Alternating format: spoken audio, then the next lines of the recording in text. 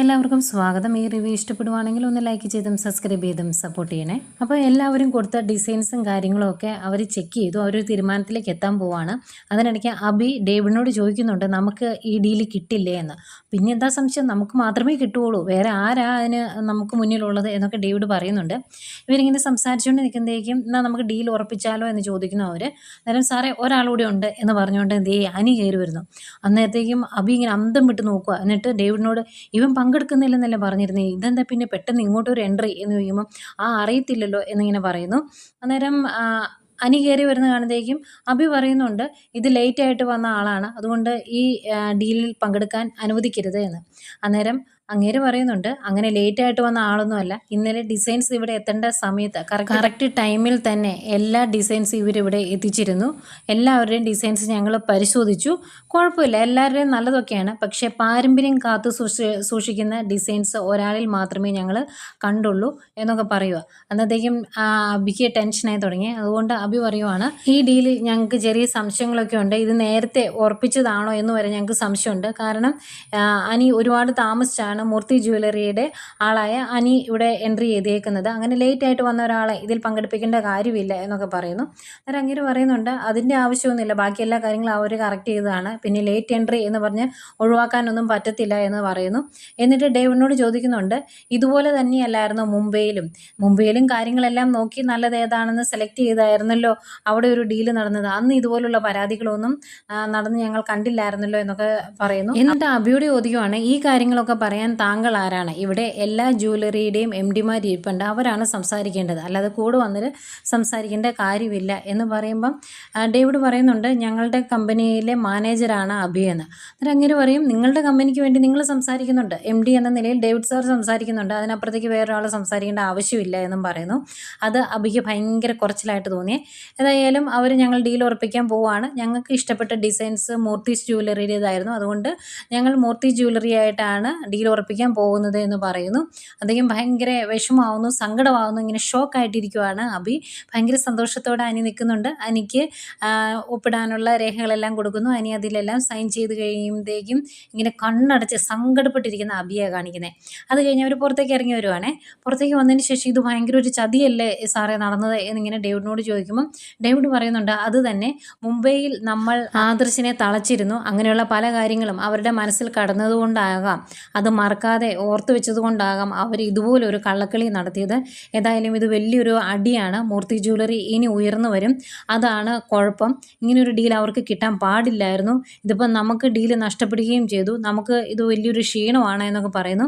അന്നേരം അബി ഭയങ്കര വിഷമത്തോടെ പറയുന്നുണ്ട്, ഞാൻ ആദ്യമായിട്ട് പങ്കെടുത്ത ഒരു ഡീലാണ്, അത് നഷ്ടപ്പെട്ടു, അവൻ്റെ മുമ്പിൽ തലയുയർത്തി പിടിച്ച് നിൽക്കണമെന്ന് ഞാൻ കരുതിയതാണ്, ഇതിപ്പോൾ ആകെ വിഷമത്തിലായല്ലോ എന്നിങ്ങനെ പറയുന്നു. അന്നേക്കും അനി ഇറങ്ങി വരുന്നുണ്ട്. അന്നേരം അനി രണ്ടുപേരോടായിട്ട് പറയുന്നുണ്ട്, നിങ്ങൾ വിഷമിക്കുകയൊന്നും വേണ്ട, എന്നും നിങ്ങൾ വലിയ വലിയ ആൾക്കാർ മാത്രം ഡീൽ ഉറപ്പിച്ചാൽ പോരല്ലോ, ഞങ്ങൾ പാവങ്ങളും വിജയിക്കണ്ടേ, അതിനൊരു അവസരം ഇപ്പോൾ കിട്ടിയതാണ് എന്ന് പറയുന്നു. എന്നിട്ട് അനി പറയുന്നുണ്ട്, ഞങ്ങൾ സത്യസന്ധമായിട്ടാണ് കാര്യങ്ങളെല്ലാം മുന്നോട്ട് കൊണ്ടുപോകുന്നത്, വേറെ ആരെപ്പോലും ചതിയിൽ ഞങ്ങൾ കാര്യങ്ങളൊന്നും നേടിയെടുക്കാറില്ല എന്നും പറയുന്നു. എന്നിട്ട് അബിയോടായിട്ട് ചോദിക്കും, എടാ നീ ഒരു രാശിയില്ലാത്തവനായി പോയല്ലോടാ, നീ ആദ്യമായിട്ടല്ലേ ഇവരുടെ കൂടെ വരുന്നത്, ആ ഡീല് തന്നെ അവർക്ക് നഷ്ടപ്പെട്ടു, കഷ്ടമായി പോയി, നീ എന്നതാ എന്നോട് പറഞ്ഞത്, ഞങ്ങളുടെ ജ്വല്ലറിയുടെ തകർച്ചയ്ക്ക് കാരണം എൻ്റെ കയ്യിലിരിപ്പാണ് എന്ന്, നിൻ്റെ ഭാഗ്യം കൊണ്ട് AN ജ്വല്ലറി വളരുന്നു എന്നൊക്കെയല്ലേ, അപ്പം നല്ല വളർച്ചയാണല്ലോ ഇനി അങ്ങോട്ട് എന്നൊക്കെ പറഞ്ഞ് കളിയാക്കുന്നുണ്ട്. എന്നിട്ട് ഡേവിഡിനോടും പറയുന്നുണ്ട്, ഇവനെ കൂടെ കൂട്ടിയിട്ടുണ്ടെങ്കിൽ AN ജ്വല്ലറിയുടെ പതനം പെട്ടെന്ന് നടക്കും, അതിന് പ്രത്യേകിച്ച് വേറെ ആരും ഒന്നും ചെയ്യേണ്ടി വരികയില്ല എന്നും പറഞ്ഞിട്ടാണ് അനി അവിടുന്ന് പോരുന്നത്. ഭയങ്കര വിഷമമായ അബിക്കത്. എന്നാൽ അഹങ്കാരത്തിന് കുറവൊന്നുമില്ല. അത് കഴിഞ്ഞ് ഡേവിഡ് സാറേ എന്നിങ്ങനെ പറഞ്ഞിങ്ങനെ വിളിച്ചിട്ട് അതിൻ്റെ കൂടെ തന്നെ പറയുക, അല്ല ഞാൻ നിങ്ങളെ ഡേവിഡ് സാറേ എന്ന് വിളിക്കേണ്ട കാര്യമൊന്നുമില്ലല്ലോ, എൻ്റെ അച്ഛൻ്റെ ശമ്പളക്കാരനല്ലേ നിങ്ങൾ, അതുകൊണ്ട് ഞാൻ ഇനി ഡേവിഡ് സാറേ എന്ന് വിളിക്കുകയല്ല കേട്ടോ എന്ന് പറയും. അന്നേരം ഡേവിഡ് പറയുന്നുണ്ട്, അതിനെ അങ്ങനെ വിളിക്കണമെന്ന് ഞാൻ പറഞ്ഞില്ലല്ലോ മോനെ, എനിക്ക് അങ്ങനെ വിളിക്കണമെന്ന് താല്പര്യമില്ല എന്ന് പറയും. അന്നേരം പറയുക, ഞാൻ ഇനി തൊട്ട് അങ്കിളിന്നേ വിളിക്കുള്ളൂ എന്ന്. അന്നേരം ഡേവിഡ് തന്നെ ചോദിക്കും, അങ്ങനെ വിളിച്ചിട്ടുണ്ടെങ്കിൽ പലർക്കും സംശയം തോന്നും, പ്രത്യേകിച്ച് നവ്യയ്ക്ക്, അതൊരു വലിയ പ്രശ്നമാകില്ലെന്ന് ചോദിക്കുമ്പോൾ, എങ്കിൽ സാറേന്ന് തന്നെ വിളിക്കാം, പക്ഷേ അതെൻ്റെ മനസ്സിൽ ഇഷ്ടമൊന്നുമല്ല, മനസ്സുകൊണ്ട് ആഗ്രഹിച്ചല്ല ഞാനത് വിളിക്കുന്നത്, എൻ്റെ അച്ഛൻ്റെ ശമ്പളക്കാരനെ ഞാൻ എങ്ങനെയാണ് സാറേന്ന് വിളിക്കുന്നത് എന്നൊക്കെ ഭയങ്കര ഒരു പുച്ഛത്തോടെ പറയുവാണ്. അത് കേൾക്കുന്ന ഡേവിഡിന് ദേഷ്യം വരുന്നുണ്ട്. ഡേവിഡ് ഇങ്ങനെ ഇത്തിരി ദേഷ്യത്തോടെ മുഖത്തേക്ക് നോക്കുന്നു. അഭിയുടെ തനിക്കുണം അങ്ങേർക്ക് നന്നായിട്ട് മനസ്സിലാവുന്നുമുണ്ട്. പിന്നെ കാണിക്കുന്നത് നാഗേന്ദ്രനെയാണ്. നാഗേന്ദ്രൻ ലാപ്പ് എടുത്ത് വെച്ച് എല്ലാം അങ്ങനെ പരിശോധിച്ചുകൊണ്ടിരിക്കുന്ന സമയത്താണ് പെട്ടെന്ന് കാണുന്നത് എയിൻ ജ്വല്ലറിയുടെ ഷെയർ എല്ലാം താഴുന്നു, അതുപോലെ മൂർത്തി ജ്വല്ലറിയുടെ ഷെയർ എല്ലാം ഉയർന്നും വരുന്നു. അത് കാണുമ്പോൾ ഭയങ്കര സംശയം. അതുകൊണ്ട് അവന്തികയോട് പറയുന്നുണ്ട്, മോളെ എന്തോ സംഭവിച്ചിട്ടുണ്ട്, മൂർത്തീസ് ജ്വല്ലറിയുടെ ഷെയർ ഒക്കെ ഇപ്പോൾ ഭയങ്കര കുതിപ്പിലാണല്ലോ, എന്തോ സംഭവിച്ചിട്ടുണ്ട് എന്ന് പറയുന്നു. എന്നിട്ട് ഇങ്ങനെ സംസാരിച്ചുകൊണ്ടിരിക്കുന്നെങ്കിൽ ഡേവിഡ് വിളിക്കുകയാണ്. ഫോൺ എടുത്ത്, എന്താ ഡേവിഡ്, എന്തെങ്കിലും സംഭവിച്ചോ, എന്തെങ്കിലും അരുതാത്തത് നടന്നോ എന്ന് ചോദിക്കുമ്പോഴാണ് ഡീല് നഷ്ടപ്പെട്ടു എന്ന് പറയുന്നത്. അന്നേരം നഷ്ടപ്പെട്ടോ, അതെന്ത് സംഭവിച്ചു എന്നൊക്കെ ചോദിക്കുന്നുണ്ട് ഭയങ്കര ദേഷ്യത്തിൽ. ഏതായാലും മൂർത്തി ജ്വല്ലറിക്ക് കിട്ടിയതെന്നും പറയുമ്പോഴേക്കും ആ ഫോൺ എടുത്ത് ഒറ്റയേറ അവിടെ ഇരിക്കുന്ന സോഫയിലേക്ക് എറിയുന്നുള്ളൂ കേട്ടോ, തറയിൽ എറിയുന്നൊന്നുമില്ല. അത് കഴിഞ്ഞ് ഇങ്ങനെ ദേഷ്യപ്പെട്ട് ഇങ്ങനെ നിൽക്കുവാണ്.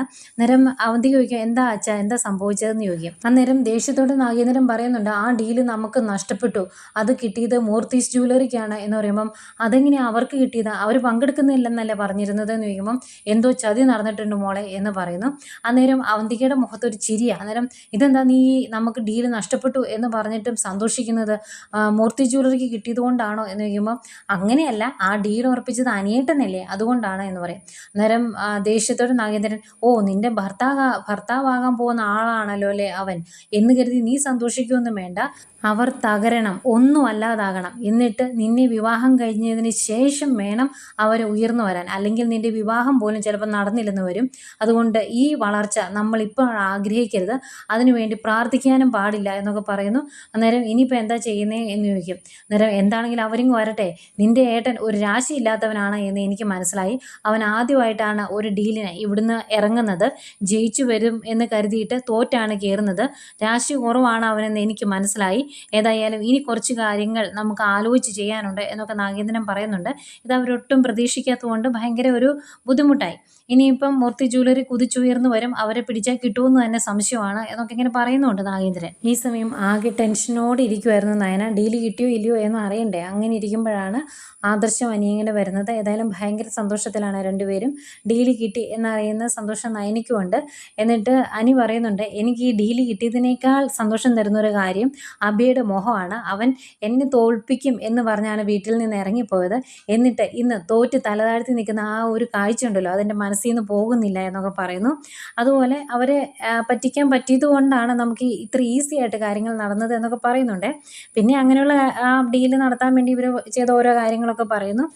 അതിനുശേഷം അനി പറയുന്നുണ്ട്, ഇനി എത്രയും പെട്ടെന്ന് ഏട്ടൻ ആ MD സ്ഥാനത്തേക്ക് തിരിച്ചു വരണം, എനിക്ക് ഈ ഭാരം ചുമക്കാൻ പറ്റില്ല, ഒന്ന് ഫ്രീ ആകാൻ പോലും പറ്റുന്നില്ല എന്നൊക്കെ പറയുമ്പോൾ നീ ഒരുപാട് ഫ്രീ ആകാതിരിക്കുന്നതാണ് നല്ലത്, എന്നിട്ട് വേണമല്ലോ നന്ദുവിനെ ശല്യം ചെയ്യാൻ എന്ന് പറയുമ്പോൾ എനിക്ക് ഇപ്പം അങ്ങനെയൊന്നും ഇല്ല എന്ന് പറയും. അന്നേരം നയന പറയുന്നുണ്ട്, അത് 3-ാം മാസത്തെ ചടങ്ങിന് ഇവിടെ വന്നപ്പോൾ ഞാൻ കണ്ടതാണ് എന്ന്. അന്നേരം ആദർശം പറയുന്നുണ്ട്, രണ്ടുപേരുടെ നോട്ടവും ഭാവമൊക്കെ ഞങ്ങൾ ശ്രദ്ധിച്ചായിരുന്നു, അതുകൊണ്ട് ഒന്നും ഇല്ല എന്ന് ഇങ്ങോട്ട് പറയണ്ട എന്ന് പറയുന്നു.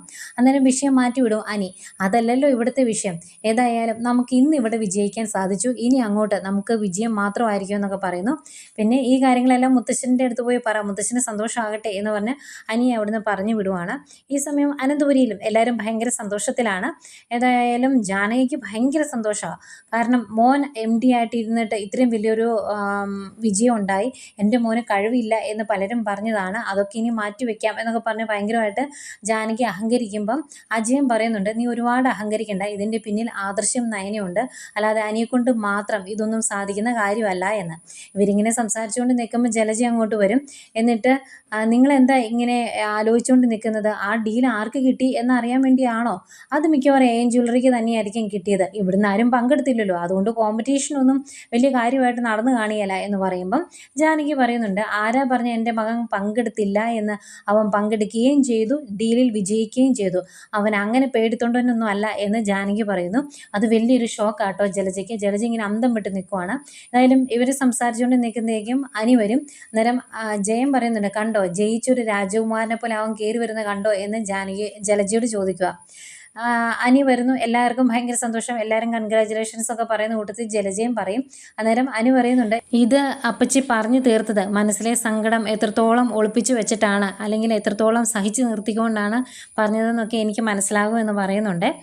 അത് കഴിഞ്ഞ് മുത്തശ്ശനെല്ലാം അറിഞ്ഞോ, മുത്തശ്ശന് സന്തോഷമായോ എന്നൊക്കെ ചോദിക്കുമ്പോൾ, പിന്നെ ഈ ഡീല് നടന്ന ആ നിമിഷം അച്ഛൻ കാര്യങ്ങളെല്ലാം അറിഞ്ഞായിരുന്നു എന്ന് ജയം പറയുന്നു. എന്നാൽ രണ്ടുപേരെയും ഒന്ന് കണ്ടിട്ട് വരാം എന്ന് പറഞ്ഞ് അനി അങ്ങോട്ട് കയറി ചെല്ലുന്നുണ്ട്. എന്നിട്ട് ഈ സംഭവം അവരോട് പറയുമ്പം അറിഞ്ഞില്ല എന്നുള്ളൊരു ഭാവത്തിലാണ് മുത്തശ്ശൻ നിൽക്കിയിരിക്കുന്നത്. ഏതായാലും മുത്തശ്ശിക്ക് ഭയങ്കര സന്തോഷമായി, കെട്ടിപ്പിടിച്ചൊരു ഉമ്മയൊക്കെ കൊടുക്കുന്നുണ്ട്. അന്നേരം അനു പറയും, ഞാൻ ഇവിടെ വിജയിച്ചിട്ടുണ്ടെങ്കിൽ അതിന് പിന്നിൽ ആദർശേട്ടനും നയനേടത്തിയുണ്ട്, അല്ലെങ്കിൽ എനിക്കൊന്നും ചെയ്യാൻ സാധിക്കില്ലായിരുന്നു എന്ന് പറയുമ്പം മുത്തശ്ശൻ പറയുന്നുണ്ട്, അങ്ങനെ പലരും സഹായിച്ചിട്ടുണ്ടാവും. ഒരു ബിസിനസ് മുന്നോട്ട് പോകുമ്പം അവിടുത്തെ തൊഴിലാളികളും ബാക്കിയുള്ളവരൊക്കെ നമ്മളെ സഹായിക്കും, ചിലപ്പോൾ ഉപദേശിക്കും.